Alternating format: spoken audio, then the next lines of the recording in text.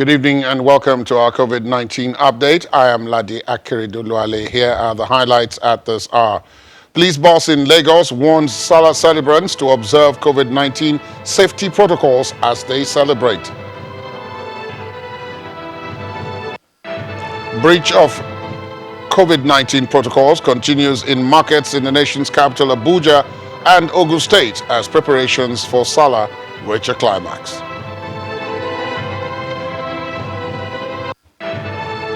And Crown Prince of Dubai clears medical bills of Nigerian parents of quadruplets born during COVID-19 restrictions in that country.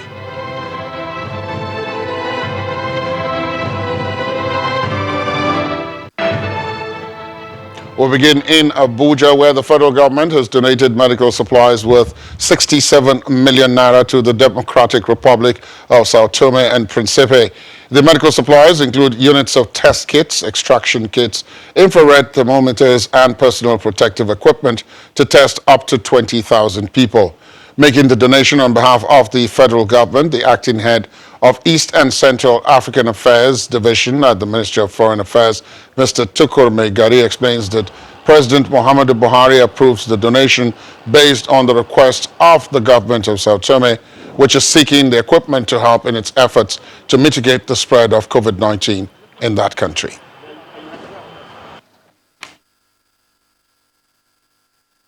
Consequently, it is upon the request of the government of the Democratic Republic of Sao Tome to request for assistance of Nigeria for the donations of the medical equipment to help to assist in the ongoing effort to mitigate the spread of COVID-19 in the country.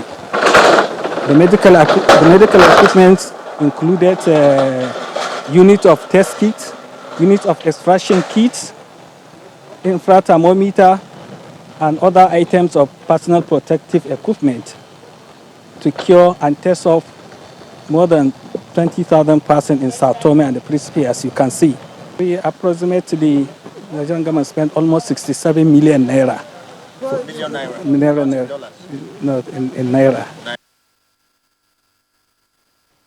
In Lagos State, the Commissioner of Police, Mr. Akim Odumosu, has asked residents to adhere to guidelines on social gatherings and other prevention orders to curb the spread of COVID-19. Mr. Odumosu adds that all should celebrate Salah moderately while using face masks in public areas and cooperate with the police at all times. There may not be major Salah prayer as normally used to have because of the COVID-19 on. And the state government too, and with us too, we are talking to the religious leaders. So their followers now, we should observe that of COVID-19. Now those who want to go out to recreation centers, all these ones now, open spaces now, they are not allowed because it's under COVID-19. The state government has about 20, the maximum of 20 as we are standing. But since all of them are not going at the same time, since they are not going as a group, it's going to be difficult now to control them. So make it easier. It's just everybody just stay at home. And we should always understand that it's someone that is alive that celebrates Salah. So for that one now, the COVID-19 is real. All the guidelines of COVID-19, so I keep on saying now, they are not punishment, they are just a way of curtailing the spread. So of Salah. So during this Salah period too now, we want people now to usually maintain this, even more than the normal time. So that is constant washing of hands with soap and putting on the mask all the time. Wherever they are, both in public and private, to put on the mask. And equally, so having this using sanitizers. And wherever they have reasons now to greet somebody, to do something, it shouldn't be a period of hugging. So it should be, social distance must be maintained.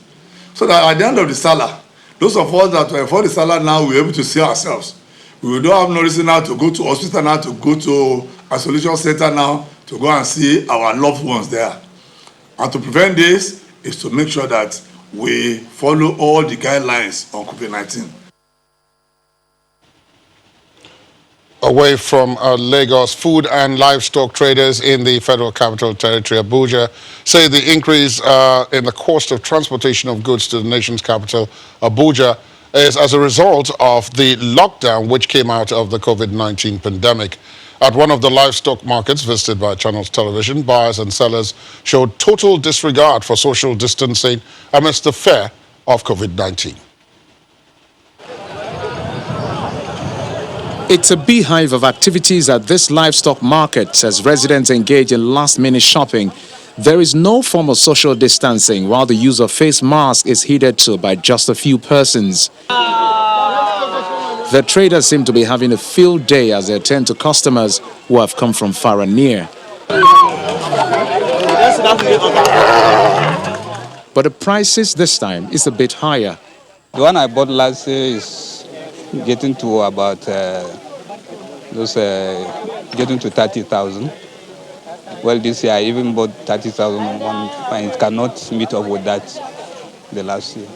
The ram we bought last year like for 70,000, now it's like 90, 85. So there's a slight increase of like 20 to 30%. What do you think is responsible for this? Well, I feel probably because of the unrest in the northeast and areas where they get the supplies from. So I think that's one of the reasons. Also, COVID affected this lockdown affected the whole thing. The mood at the Utako ultra-modern market is, however, different. Just a few buyers are on hand to shop. This is as a result of the gradual reopening of the market after a directive of just 3 days of operation earlier declared by the authorities in the Federal Capital Territory Administration. While food vendors say there isn't any change in the prices of food items, the vegetable vendors say there is a slight increase in prices. Yau mun waye gari sai gwamnati ta ce ta saki lockdown din gaba daya shine an zo an bude kasuwanni da aka zo aka bude kasuwanni shine muka zo muka shigo kasuwa yanzu shine mun zo muna shigo kasuwa mun shigo kasuwa muna sai da kai amma mun san kwastomomi sun riga sun sai kayan su jiya yau dai mun fito ne an bude kasuwa muna murna saboda mun fita daga cikin lockdown a yanzu. Meanwhile, Muslim faithful and other residents in Abeokuta, the Ogun state capital, have been asked to be responsible and adhere strictly to laid down safety protocols prescribed by the state government aimed at flattening the curve of COVID-19 in that state. This was part of the message by the newly installed Chief Imam of Egbaland, Sadullah Bangbola, as preparations are in top gear for Eid celebrations. A visit to some markets in the state capital, however, revealed that buyers and sellers were doing so with complete disregard for the safety protocols of COVID-19. Residents of Abeokuta, the Ogun state capital, especially Muslim faithful in last-minute shopping of essential commodities for the festive season. They are, however, paying no attention to precautionary measures as safety protocols were arguably absent. No wearing of face mask, no social distancing and more by the young and old, despite a strong warning on disobedience by the state government. I hereby invoke powers conferred on me by Regulation 7 of the Infectious Disease Emergency Prevention Regulations number 2 of 2020, made pursuant to Section 33 of the Public Health Law of Ogun State, to mandate the compulsory of wearing of face masks by all persons in public as part of measures to prevent the rapid spread of the coronavirus pandemic called COVID-19. Failure to do so is punishable by up to 6 months imprisonment under Regulation 8 of the Regulations Act and Section 68 of the law. The Chief Imam of Egbaland, Sadullah Bangbola, has called for caution and responsiveness during and after the celebration. We have to follow the government recommendation. It's for our own sake, not for the government's sake. The recommendation of the government is to save our life. If you refuse to do it, you are risking your life. As residents enter the celebration proper, what is most important is for all to stay safe during and after the season. The Sokoto state government has taken delivery of 3 motorized fumigators donated to the state by the Oni of Ife. The fumigators are part of the ONI's contribution to the fight against the coronavirus. The Deputy Governor, Manir Dania, who took delivery of the mobile machines, expresses the state government's gratitude to the ONI for the gesture. We are really grateful for this gesture from our father, our leader. We know the good relationship between His Majesty the Oni of Ife with the Sultan of Sokoto in particular and the good people of Sokoto State.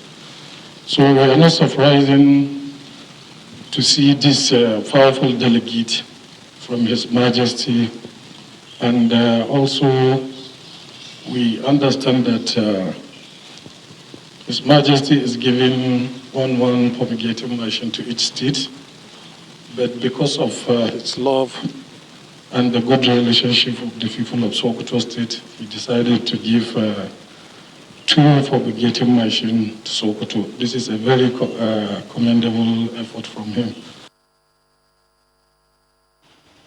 At the Sir Abubakar Tafawa Balewa International Airport in Bauchi, domestic air operations have resumed.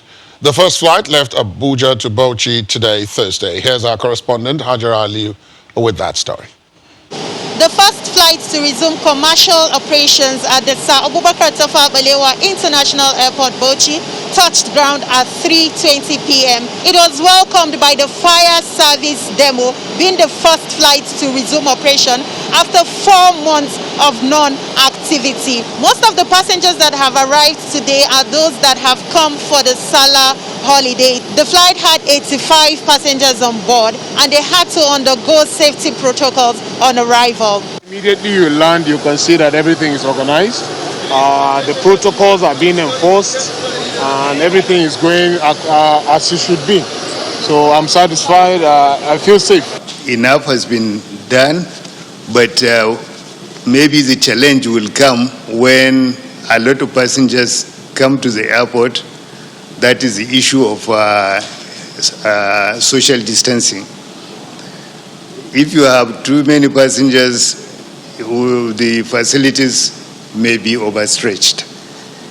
But as it is, knowing that COVID-19 has made air travel something of a special luxury now, we may not see that kind of huge traffic for some time. So I believe it will be gradual before it picks up. The Sir Abubakar Tafawa Balewa International Airport is not usually a busy airport. The passenger traffic is less. There are only 9 persons traveling back to Abuja from the Sir Abubakar Tafawa Balewa International Airport. Hajara Aliu for COVID-19 updates. Going by figures from the World Health Organization, globally there are nearly 150 COVID-19 vaccine candidates, and currently almost 2 dozens are in clinical trials. But the African Academy of Sciences has pointed out that only 2% of clinical trials conducted worldwide occur in Africa, adding that it is important to test the COVID-19 vaccine in countries where it is needed to ensure that it will be effective. South Africa is the first country on the African continent to start a clinical trial, with the University of Witwatersrand in Johannesburg testing a vaccine developed by the Oxford Jenner Institute in the United Kingdom. So where does Nigeria stand in the search for a viable vaccine for COVID-19? The Chief Executive Officer of the Institute of Human Virology in Nigeria, Dr. Patrick Dakum, joins us via Skype from Jos, the Plateau State capital. Good evening, Dr. Dakum. Thank you for your time and welcome to the program. Thank you very much, and good evening to all of you over there in the studio. The WHO and its partners launched this Access to COVID-19 Tools Accelerator to speed up the development, production, and equitable access to COVID-19 diagnostics and vaccines. Where is Nigeria in all of this? Are we part of this in any way? Well, thank you very much. Nigeria is part of the Solidarity group, which WHO is spearheading. And the purpose of that is to try and expand equitable access to different countries whenever a vaccine that is proven effective is discovered. So I believe that Nigeria is in a position. I agree with the statement in your earlier introduction where you talked about the need for us to also have Nigeria included in clinical trials. The other thing, of course, is that there are those who point out that some of the things that are being checked out now may not be vaccines, and that in terms of Africa's contribution to the global figures on COVID-19, it is still very, very small. So some are saying, should we really get involved in this? It's not as much of an emergency for Africa as it is for other places where hundreds of thousands, millions have been affected by this. Well, the whole purpose of public health, apart, from responding to pandemics like this, is also to ensure that we do not have as many people infected as is possible. So I believe that in the places where you do not have so many high cases, these are the places where you need to put in vaccine, because you really don't want, as a country, to get to the point where you have this many cases like others have. So if we do have an effective vaccine, then it enables us, to marry that along with what is currently going on in terms of non-pharmaceutical interventions, and so we will be better off for it. You notice that resource-limited countries or low-income countries, and Nigeria is one. One of the things that we keep saying we thank God for is that the rapidity of spread has not been as modelers have predicted, and therefore we've also not seen our health system so overwhelmed like we see in other countries. So can you imagine that we get to the point where we don't have any bed anywhere, we don't have even oxygen to be able to provide supportive therapy. But if there is a vaccine, guess what happens? It means then that we will not get to that. We will have more time then to be able to continue to build our weak health infrastructure to the point where it can handle much more than it is handling right now. So I think that countries where you don't have such a high infection actually need the vaccine as quick as yesterday. There is controversy, of course, over the whole issue surrounding some of the medications that have already been proposed as part of the cure for this. For example, if you take hydroxychloroquine, the controversy over hydroxychloroquine continues even up until now as to whether it is to be used at all, what is its effects, and so on. And some very prominent figures have been weighing in on that. What's your take about that, given our own situation in Nigeria? Well, I think it's time for us to begin to differentiate between, hearsays and actual science. Science operates with data, and data that is validated, and data that you can point to what your denominator.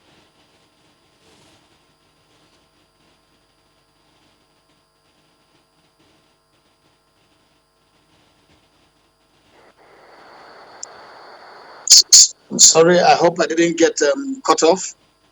Sorry, I'm using my phone. Please go on, please go on, please go on. Right. Informed decisions. And so far, I think for Nigeria, I'm not yet very sure, but I think the Lagos state was also getting into trials for chloroquine, hydroxychloroquine. So I believe that use of this in experimental form under guidance of physicians in the sense that we do not yet have data related to its effect on cure.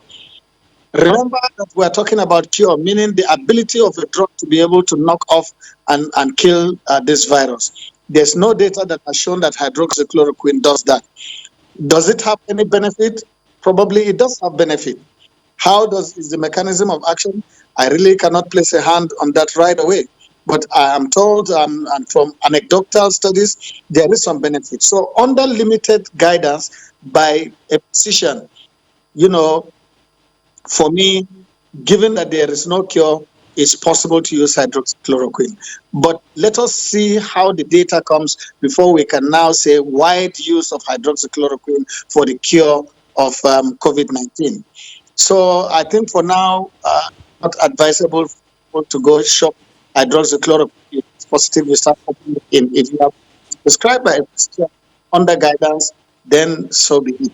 One would advise you take it. So I think we should. Dr. Patrick Dakum, Chief Executive Officer of the Institute of Human Virology in Nigeria, joining us via Skype from the Plateau State capital, Jos. Thank you for your time this evening and for your perspective of that. Thank you very much, and so glad to have me here. Thank you very much. When we come back after this break, we'll be taking a look at the public health perspective on all of this. I'll be talking to a public health physician. Please stay on with us. Thanks for staying tuned. Welcome back to our COVID-19 update. Before the break, we did say that we were going to get a public health perspective on all of this. And I'm now being joined in the studio by a consultant public health physician, Dr. Laja Odunuga. Thank you so much for your time. Thanks for having me. And welcome to our studios. Yeah, thank you. The whole issue of vaccine or no vaccine, already we're seeing some of the more developed, the richer societies, block booking the doses of vaccines that may become available sooner than later, which was the fear of many that the COVID-19 would adversely affect poorer countries much more than richer ones. Do you think this is a real fear, or do we have another way out? I mean, coming from our own perspective as Nigeria. All right. Thank you very much, Rotimi. In the case of this disease we're talking about, COVID-19, it's a global pandemic. So that means everybody needs to have access to the vaccines. And because of that, what is going to eventually play out is that it's going to be staggered. The first set of people that will probably have it will be the frontline health workers. And you probably understand why they have to be there on the battleground. They are the first line, they see people. Then when they have access, then other people will have access. And generally, I think WHO has come up with a recommendation such that everybody will have access, because this is actually a disease that affects everybody.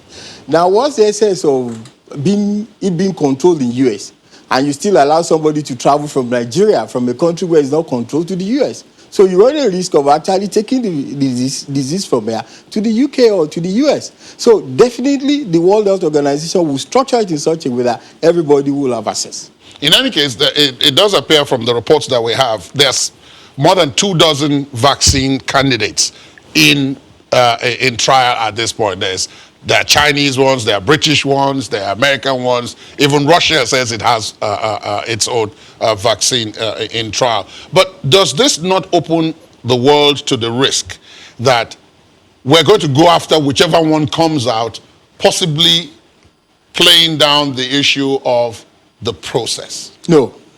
So one thing about science is like, and I like the response of the last guy, colleague that you had on the interview session. He did tell you that medicine is a science, and it follows procedures. These procedures will have to be followed irrespective of what happens. And as of today, there are about 23 candidate vaccines that are in phase 1, phase 2, phase 3 trial. The problem is, the issue is that none of them is going to be licensed except they go through all those stages of trial and they are certified fit for human consumption before they are released. I mean, we're talking about vaccines, we're talking about something that are going to be released to the whole population. So nobody's actually going to joke with that. Nobody jokes with that process. You know, don't also forget that in the case of vaccines, you give healthy people. Right. Yes, so when you're giving something to healthy people, you must be sure of what you're doing. But do you believe that any of this actually is going to work, given the virulence that this particular virus has shown that it has? Because in 5 months, you've got almost 17 million people infected worldwide. Yeah. So it's not a slow spread. Yeah. And every day we are told that they are learning new things about it and how it's moving and all of that. At some point, we were told that, okay, if you protect your nose, at some other point, people say it can still hang on, it can be transmitted via air drops and all. So we're learning new things every day. Are these vaccines going to be able to tackle those? So let me just come in. There are preventive strategies for COVID-19 has been said is actually a series of activities. We talked about social distancing. We've talked about use of face masks. We've talked about hand washing. We've talked about, washing, using hand sanitizers. And we're bringing vaccines onto the board. So when the vaccines come, though it's going to be a game changer, but the reality is that you still have to do those things we've talked about. Because even when the vaccines come. Public health strategies are never in isolation. You have both of them working simultaneously and at the same time for you to have the desired effect. So even when you have the vaccines, you still have to, your respiratory hygiene, when you cough into the crotch of your hand or use tissue paper and you quietly dispose it. When you're in a place where there are many people, you probably need to use your face mask. Those are preventive strategies. And even your hand washing your hands with soap and water for 20 seconds. And the issue of social distancing, those are strategies that we're still going to continue to use for a while. I have about a minute to ask you this. Many people who hear you will say, well, for the last 5 months, we've been hearing this. Yes. But we are not complying. Many of the reports that we have, even today, indicate that marketplaces, open spaces, and so on, people are neither wearing the masks, nor are they observing any kind of social distancing. And so even if a vaccine were to show up tomorrow morning, already quite a lot of people have put themselves in harm's way. Yeah. Would you subscribe to more stringent enforcement, or do you think this is still at the level of community engagement? So let me also tell you that behavioral changes all over, everywhere, takes some time for it to be part of people's life, people's way of life. And in addition to that, you need effective communication. He needs to know why he's doing it. Don't forget that human beings are animals. They're able to reason things out. You ask somebody to cover his nose before he leaves his house. You must give adequate explanation to him why he's doing that. And that communication needs to be continuous, not an ad hoc basis. It's something that we need to do on a continuous basis. So what I will advise is actually effective communication on a sustained level, rather than actually, yes, you might have to put a little bit of things to enforce it, but you also don't want to drive people under the cover, because there are instances where people want to do it. Okay, let me do it here so that you can see. But let it be part of life. Let it be part of life. And the only way you can achieve that is you have a sustained communication strategy in place that you continuously talk to people to know this is why you're doing this. This is why you need to do this. And I'm sure when that communication gets across to people in the right manner, things will change. Consultant Public Health Physician Dr. Laji Odunuga, thank you so much for your time. Thank you very much for having me. Thank you for joining us. Thank you. Within the last 24 hours, the Nigeria Center for Disease Control, the NCDC, announced 404 new confirmed COVID-19 cases and 5 COVID-related deaths in the country. 3 of the deaths were recorded in Kwara State, 1 in the Federal Capital Territory, and 1 in Ondo State. The new cases are reported from 20 states and the Federal Capital, with Lagos accounting for 106, the FCT for 54, Rivers for 48, Plateau 40, Edo 29, Enugu 21, Oyo 20, Kano 18, Ondo 15, and Ogun 10. Others are Ebonyi with 9 cases, Ekiti 8, Kaduna 6, Cross River 5, Kwara 4, Anambra 3, Delta 3, Imo 2, Nasarawa 2, and Borno has 1 new case. Till date, 42,208 COVID-19 cases have been confirmed in Nigeria, and 19,004 patients have been discharged, while a total of 873 deaths have been recorded in 36 states and the Federal Capital Territory. From Hertfordshire in the United Kingdom, microbiologist and life sciences researcher, Mr. Kudus Majiagbe joins us via Skype. Thank you for your time tonight, Mr. Majiagbe. Good evening, Mr. Ladi. How are you? And how are things in Nigeria? And Baraka Salah to everyone. Same to you. Trust you're keeping safe.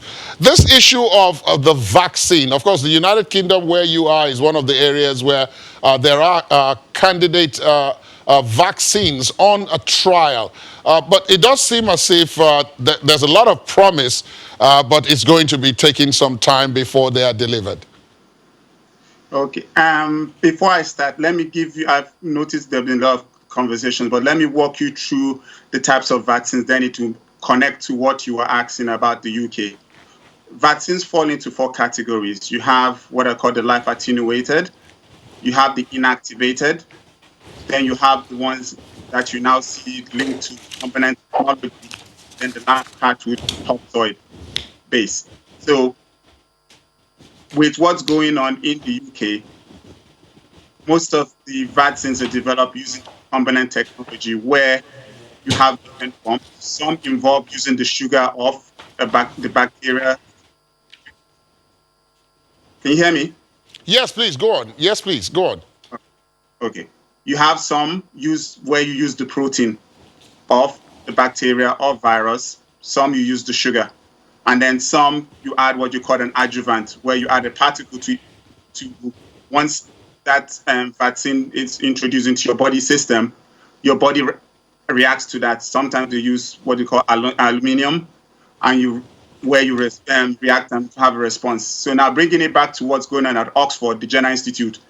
The Jenner Institute has been for years working on different mechanisms because for different things. So in this case, they're using what is called vector-based vaccine, where you're taking a virus. Unfortunately, because of proprietary reasons, they won't disclose to you what type of vector they are, obviously because of intellectual property.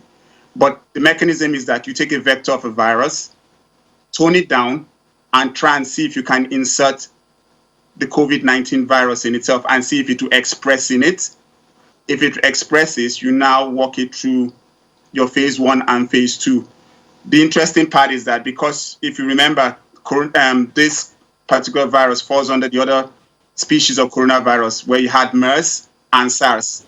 So they have preliminary data using that adjust, which is why you were able to now get 25 candidates. I remember listening to you mention that there are 25 and then there are 139, which are divided into two categories. 25 are in the clinical stage, going through that phase 2 or phase 3, depending on what type you're using.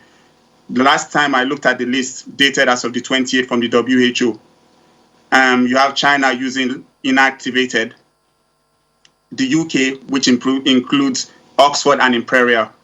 Imperial University is using RNA. The reason for RNA is that I'm going to give you a 101 in biology. When you look at this of replication, you have what is called messenger RNA. Messenger RNA is what you use to code for your proteins, and that your proteins will be what will now make up the cells of your body. So in this case, for the virus mechanism, you need RNA for it to produce the necessary protein that will allow it to release the certain antigen to mimic whatever disease it is, in this case, COVID. So they're working with that. So I don't know if I've answered your questions with that, please. You have. But the other thing, of course, to ask you will be that given the fact that the disease has spread far and wide, the COVID virus has gone far and wide, there is always the question of access to the vaccine or to vaccines after they have become available. This time around, you talked about 25 and about 100 plus, but it appears as if some are going to come to the public space much faster than others. And some of those have been block booked already by some of the richer countries, the UK, the US, and so on. Do you think that countries at the poorer end of the spectrum, or the resource-challenged end of the spectrum, will be able to have access to these lifesavers when they become available? Well, that's the million-dollar question. From my understanding, there was a meeting that was hosted by the African Union on the 24th and 25th of June. And my understanding, I participated in that webinar. So I had the opportunity of listening to President Ramaphosa of South Africa, who is the chairman of the African Union, mention about looking at 20% of it domiciled to Africa in terms of manufacturing. But what Africa is hedging on is the collaboration between CEPI, which is global, CEPI, the coalition on emergency response against pandemics, and then you have what is called Gavi. You probably heard the Gavi. Indeed. So what we are doing is that the African Union as a bloc is negotiating Gavi and CEPI to buy vaccines on our behalf should it come on the market. But what you see, I'll use football to explain what is happening. In Europe, you play for the Champions League. In January, during the transfer window, you have teams deciding, okay, I want to get someone on loan to come in to boost my odds. So I'll use the loan as what the United States are hedging by buying in advance, because you don't know who in the end is going to hit the finish line first. So you're hedging as many as you have the financial war chest to do, which is why you hear, I think the UK last week or so bought, I think, 90 million doses from one company, and I can't remember the numbers, but they booked in 2 different companies.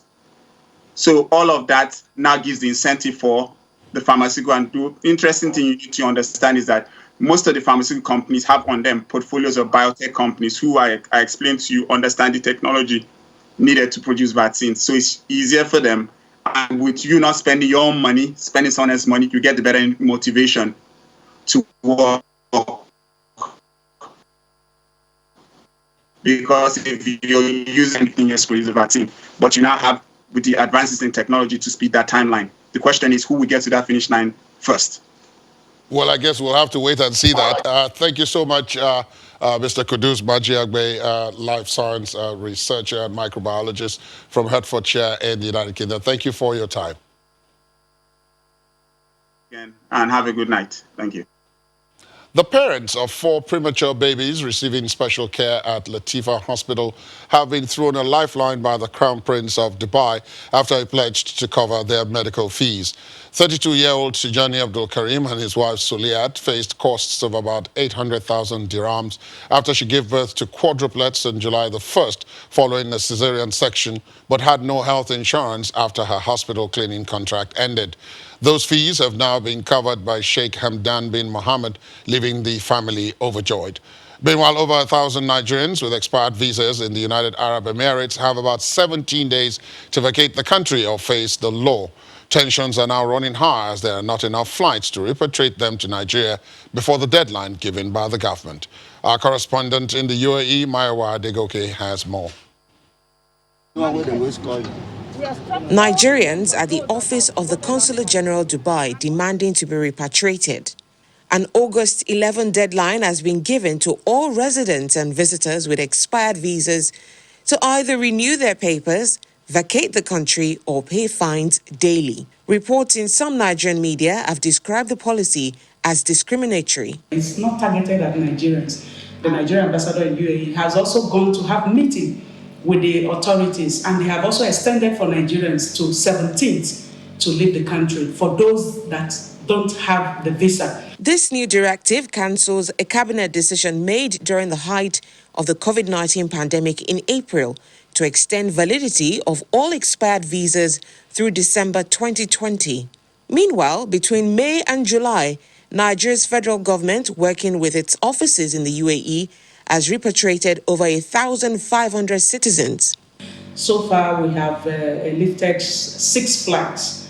The 7th one will be coming up on August 2nd, and as I'm talking right now, it's fully booked. Nigeria's airspace is still closed to international commercial flights, and with the deadline in view, hundreds of citizens, some who have overstayed long before the pandemic hit, are desperate to leave. They should make sure they evacuate all these people, because most of them, they do overstay, even 5 years, 4 years. The least overstay when they do years now is 1 year overstay, so that they have to go. After this, or the 10th now of August, if they not come out, police will be arrested them. So there is a problem. It remains to be seen if the federal government will send more flights before the UAE government takes action against defaulters. From Dubai in the United Arab Emirates, Mayowa Adegoke for Channels Television News. Let's speak now to Mayowa from Dubai in the UAE. Mayowa, it's nice to see you, and trust that you're keeping safe out there. Definitely, it's good to be back on. Good evening. It does look as if the story of the quadruplets and their parents have had a good ending, so to speak, so they can now go home, home being in the United Arab Emirates itself. Well, I mean, it's quite a joyous thing, what has happened to them, getting help from the Crown Prince, Sheikh Hamdan. But I wouldn't say it's yet. So the babies are still in the hospital, 2 of them, thankfully, are out of the incubator, but 2 are still in the incubator. I did have a conversation with Shakir, the father of the babies himself, just a few hours ago to get an update. Of course, he shared his excitement on getting help from the Crown Prince. He also did share with me that they expect the babies to be out soon, and thereafter they can go home and possibly return to Nigeria. The mother and the babies return to Nigeria a month or 2 after the babies are discharged from the hospital. However, it seems they're still asking for help because they say that pretty much everything they got before the Sheikh's help has gone into other expenditures. So they're still saying anyone who wants to help them can still help them. Something else that looks fairly desperate is the situation with Nigerians with expired visas. Some of these visas probably expired during the course of the COVID pandemic. But for those who expired before then, what's the difference really between those whose visas expired during the pandemic and those whose visas had expired before the pandemic? Because in your report, there's someone who says there are people who have stayed 5 years with expired visas. They'd overstayed 5 years, 4 years, and so on. What's the difference? So the gentleman, Desmond, who shared that comment about people overstaying for up to 5 years, himself he's been in overstay for about a year or 2 years apparently already. And what the UAE government has done is anyone who has overstayed and needs to leave, you have the opportunity to leave now. There's grace, you are covered. So I guess perhaps that's a good thing from this whole situation. So regardless of whether you overstayed because of COVID or you overstayed long before, there's grace for you to leave the country before the deadline. I did have a conversation with someone who works at immigration to shed more light on this, and he tell me that so if you want to stay back, if you still want to remain in the country, then you would need to pay fines. And these fines, apply daily. So for instance, you decide, I still want to stay. That means if you've stayed for 5 years, you pay fines for those 5 years. Perhaps you may be considered that's possible.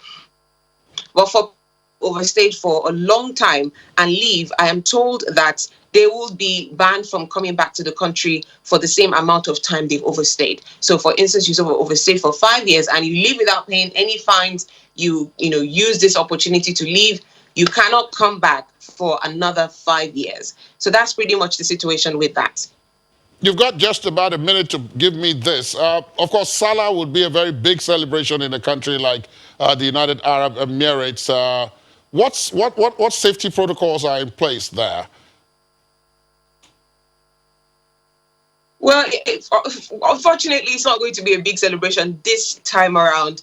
It's going to be sort of low key. Mosques will not be open for the regular prayers. Normally, today actually, because we're already in Friday, it's supposed to be everyone going to the mosque, but that's not going to happen. People have been advised to pray at home, maintain social distancing. They've also said if you're not obeying social distancing rules, you'll be hit with fines. So pretty much it's going to be pretty low key for the celebrations, and it's a long weekend up until Sunday. So pretty much everyone just keep it low key. All right, then. Thank you very much, Maiwa, for your report here. And please continue to stay safe out there. Thank you very much. Very much. Many countries across Europe have been reporting daily record increases in new COVID-19 cases, prompting fears of a wider surge across the continent.